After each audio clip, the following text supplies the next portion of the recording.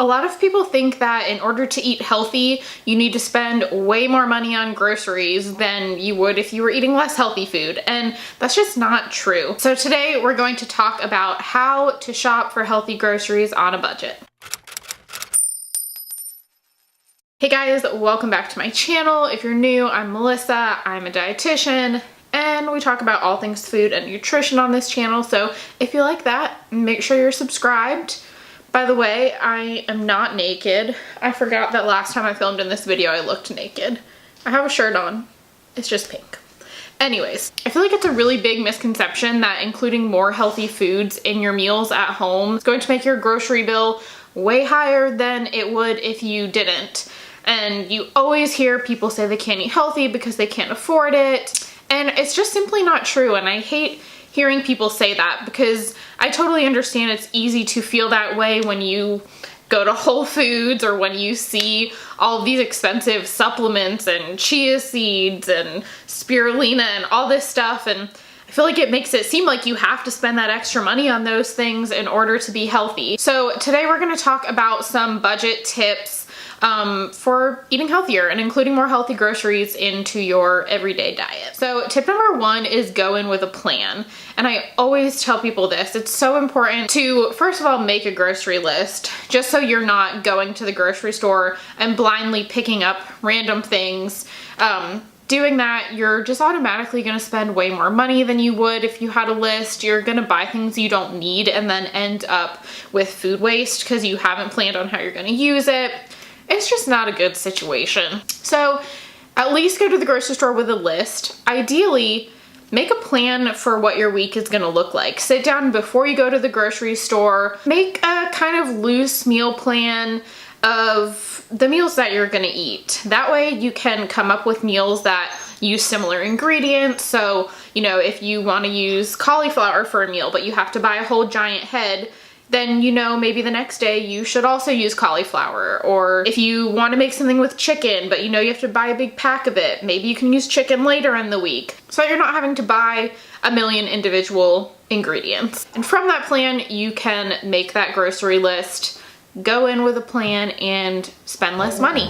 Speaking of planning ahead, batch cooking can save so much money. So while you're sitting down making that plan for the week, think about, is there something that you can make in a big batch and just have it a couple days? That way, again, you're not buying tons of individual ingredients. You can just buy a lot of a couple things and make a meal from that. That also saves you a ton of time. I tend to do this with lunches. I'll make a big batch of something and then just split it into 4 or 5 portions so that I have lunches for the week. So making just a couple recipes instead of an individual recipe every day or every meal can save you a lot of money in terms of just buying less ingredients. Number 3 is shop for produce in season and locally. So in-season produce is just gonna automatically be less expensive because there's more of it available. So even in your regular grocery store, it's gonna be cheaper to shop in season.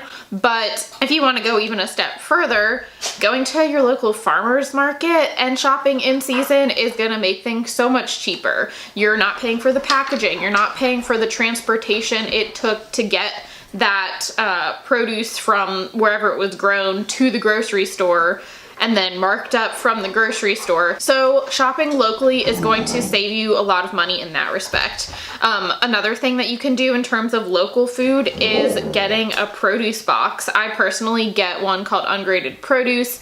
It is an ugly produce box, so they take produce from grocery stores and local farms that can't be sold because they are ugly. Half the time you can't even tell difference. They're just maybe a little smaller, a little bigger than the typical produce that's sold in the grocery store. So finding some sort of local box or something of that nature can also save you a lot of money in terms of shopping in season and shopping locally. The 4th is to buy canned and frozen fruits and vegetables. And I feel like people for some reason think that frozen and canned fruits and vegetables are not as good for you as fresh, and that's just not true. Actually, frozen fruits and vegetables are frozen right after they're picked, and they're flash frozen, so they're kind of stuck in that peak ripeness. So actually sometimes frozen fruits and vegetables can be more nutrient dense than fresh ones, which had to, you know, be picked and then transported and then sit on a shelf for a day or two. So they are just as healthy and can be much less expensive and also save time. This is especially true for canned. Canned vegetables are so inexpensive. Just be careful that they're not sitting in like salt water or syrup for fruits. So just make sure that you are rinsing them thoroughly to get rid of any additional sodium or sugar that might be added to the can. But especially if you are trying to do things like smoothies or stir fries or something like that, where you have to buy a lot of ingredients in order to make those things, it can be so much easier and less expensive to buy a frozen bag of mixed berries or something instead of buying a huge tub of blueberries and then a huge tub of strawberries, or like a pre-mixed stir fry frozen veggies that have all these different kinds of vegetables that are already chopped up and easy to use. So that can save you a lot of money. And then finally, this isn't really how to save money on fruits and vegetables, it's just how to save money on healthy food in general. Include more vegetarian meals in your diet and your recipes at home. One of the most expensive things at the grocery store is meat. So by including more beans and legumes and veggies, you really will save a lot of money. Look at, you know, a meal with chicken that's $2 or more a pound versus a meal with chickpeas or lentils that's like 75 cents for a can of chickpeas. It really can make a big difference, and this is especially I think a good example of where people think that it's so much more expensive to be vegetarian, and it's actually less expensive because you are including so many more of those less expensive ingredients like beans and legumes and lentils and things of that nature.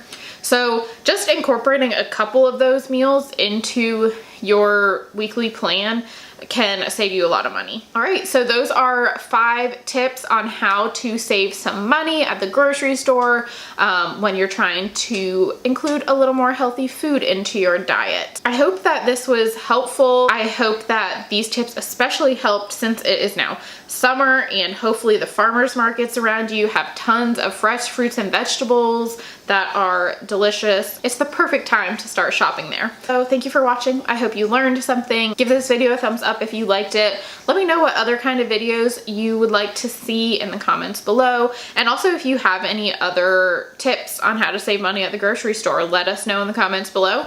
Subscribe if you haven't already, and I will see you in the next video. Bye.